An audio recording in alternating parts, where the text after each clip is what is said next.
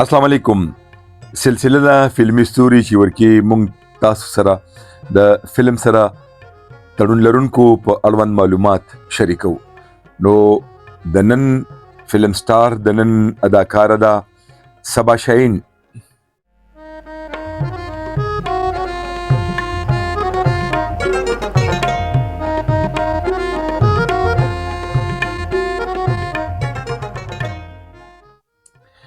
کله چې د مسرت شاهین درس خور شو دغه وخت ډیرو اداکارانو د خپل نوم سره شاهین وتړلو، لکه لیلا شاهین چې خپل نوم فرح وو، ولې فلمي دنیا کې لیلا شاهین جوړه شوه چې ډیرو خلکو به د مسرت شاهین خور ګڼله. بله اداکاره هنا شاهین هم د مسرت شاهین د شهرت په وجه خپل نوم سره شاهین وتړلو. همداسې صبا شاهین هم د مسرت شاهین د عروج په زمانه کې فلم ته راغله. د صبا شاهین تعلق د بازار حسن سره و. د دې مورم په دغه بازار کې نڅاګره وه. داسې بله خورې شهزادي وه چې هغې هم د خپل فن شروع هم د دغه بازار حسن نه وکړه. د پښتو فلمونو کامیډي اداکار چړي بادام چې خپل نوم خورشید دی، هغه راته خبره کوله چې موږ به دغه بازار ته لاړو چې صبا شاهین ورکې ډانسره وه، نو د دې بالاخانې ته به ارو مرو ورتلو. دا د دغه بازار نه راغله او په ړومبي فلم دستور کې د خور کردار ولوبولو. دستور د ناموري سندرغاړي نسیم بیگم فلم و. د دغه فلم نه پس صبا شاهین ته په ډیرو فلمونو کې د اداکارۍ موقع په لاس ورغله. دا پتن بدن باندې باډیدار وه، ځکه نو په سونو پښتو فلمونو کې صرف د آیټم ګرل په توګه څو ډانسونه وکړل. د کال 1980 لسیزه د فلمونو لپاره ډیره ګټوره وه، ځکه چې په دغه لسیزه کې د اردو، پنجابي او پښتو نه سربیره د سندای، بلوچي او ځینې نورو ژبو فلمونه هم جوړېدل شروع شول. په دغه واړو کې صبا شاهین د خپل فن څرګندونه کړې ده، ولې هغه صرف د یو آیټم ګرل یعنی د یوې نغمې، یوې سندرې او یو ډانس په توګه. صبا شاهین په سونو فلمونو کې د مشهورو اداکارانو سره هیروین راغله، لکه بدر منیر، آصف خان، بیدار بخت او دغه شان د نورو ډیرو سره. فلم پاگل، ګندګیر، اور او طوفان، نمک حلال کې د بدر منیر هیروین جوړه شوه. فلم لټکه کې د بیدار بخت سره هیروین راغله او داسې لوګي او لمبې کې د نعمت سرحدي سره. په کال 1991 کې صبا شاهین فلمي دنیا پرېښوده. ویل کېږي چې هغې واده وکړو، ولې دغه وادي د ناکامۍ سره مخ شو او داسې یو وارې بیا فلم پلو راغله.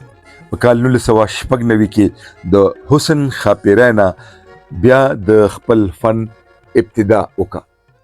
دغه دوران کې د پښتو فلمونو ته ډیره ګوته نیولې شوه، ځکه چې پښتو فلمونه د حیا د چوکاټ نه بهر شوي وو.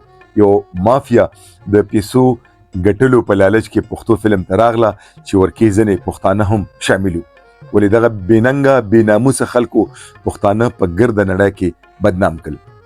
ولې پښتو یوازې د ویلو ژبه نه ده ملګرو، پښتو یو قانون دی، یوه ضابطه هم ده. صرف په پښتو ویلو څوک پښتون نشي جوړېدی. نو صبا شاهین هم په دغه کار کې ښه برابر شریکه شوه او ځینې بېهوده رقصونه په ډیرو فلمونو کې وکړل او ځینې فلمونه هم داسې جوړ کړل چې هغه نامې هم د شرم وي، لکه د سپي لکۍ، لټکه، عیاش، د ښکلو حکومت وغیره. د فلم سازۍ نه پسې د هدایتکارۍ په میدان کې هم قدم کېښودو. لومبی فلم عیش و عشرت چې ډیر کامیاب شو. دا فلم په کال 1999 کې د سینما په پرده باندې ننداره شو. د عیش و عشرت د کامیابۍ نه پسې فلم شاسوار او د ناوی ارمان د هدایتکارۍ په توګه جوړ کړل. دغه فلمونه هم کامیاب شو. دریا نه بکم چې صبا شاهین د اردو، پښتو، پنجابي او نورو ژبو فلمونو نه سربیره په سټیج باندې هم په لاهور کې ډیر کار کړی دی او دغه شان پاکستان ټلویزیون لاهور سنټر کې په ډیرو ډرامو کې هم کار کړی دی. کله چې د هغې د فن نوبتونه غږېدل نو ډېرو خلکو د هغې د شهرت نه فایده واخیسته. دوبی، متحده عرب امارات او نورو ډېرو ملکونو ته د شوګانو دپاره لاړه. د سبا شهین په نوم به شوګانې په عربو کې او په نورو ملکونو کې وسره په پېښور کې هم ډېرې کېدي، کله په یو سینما کې او کله په بله سینما کې، ځکه چې سبا شهین په شکل و صورت باندې ښایسته وه. خلکو د دې د ښایست نه فایدې پورته کړي. کله چې د سبا شهین خد و خال په بدلیدو فلمونه په کمیدو شول نو هغې د فلم فایټر او اداکار شانزیب سره واده وکړو. ولې شانزیب یو پښتون سړی دی، هغه سره واده نه پسې فلم کې کار خو پرېږده چې کیمرې ته مخامخ کېدل هم پرېښودل. یو ځلې ما د AR ګل صاحب په ذریعه دې ته پیغام ولیږلو چې زه تا سره انټرویو کول غواړم. نو دې زموږ جرنلیسټ ملګري AR ګل صاحب ته وویل چې ګل صاحب تا ته پته ده زه اوس یو پښتون سړي ښځه یم او زه کیمرې ته مخامخ کېدی او زه کیمرې ته په هیڅ شان باندې نه مخامخ کېږم. هغې ته خپل ماضي یعنې تیر شوي وخت باندې لکه د سنیتا خان ډیر افسوس او ارمان ورغې. هغې خپل بیوټي پارلر یعنې د ډول او سنگار اداره چلوله، هغه هم ختمه کړه. بس د کور میرمن شوه، نه یوازې د کور شوه ولې د ژوند په اوسنۍ برخه کې لکه د سنیتا خان د تبلیغ لاره هم خپله کړه. سبا شهین تعلیم یافته ښځه وه، په لږه موده کې ډیره دیني پوهه حاصله کړه. اوس په خپل کور کې ماشومانو ته سبق هم ښایي او نور د خیر ښېګړې کارونه هم کوي. الله پاک دې د سبا شهین کړي ګناهونه سره زموږ د ټولو معاف کړي. ملګرو، هغه مرګ ډیر بوږنوونکی او د افسوس وي چې د بنده نه په بد کار یعنې غیر شرعي کار کې لاړ شي. الله مهربانه بادشاه دی چې هغه وغواړي نو یو بدکار او بدعمله انسان د تقوا لارې ته راولي. الله پاک دې زموږ د ټولو اخره خاتمه په ایمان کړي. او اوس د سبا شهین د ځینې فلمونو نامې.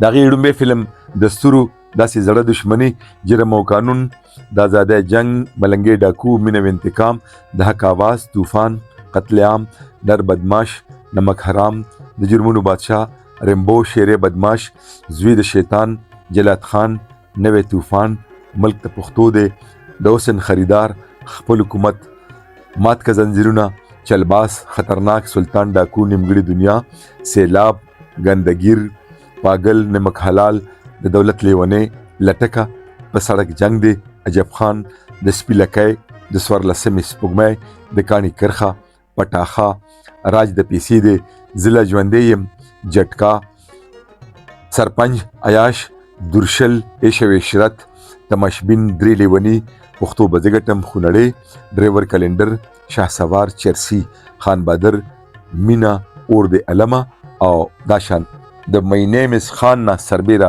نور پسونو فلمونه دي چې سبا شهین ورکې د هیروین په توګه او پس کې د یو آیټم ګرل په توګه باندې کار کړی دی. دا به د فلمي اداکاري سبا شهین د ژوند او فن قصه لیکو راوي محمد اسلم، تکنیکی مرستیال اسامه.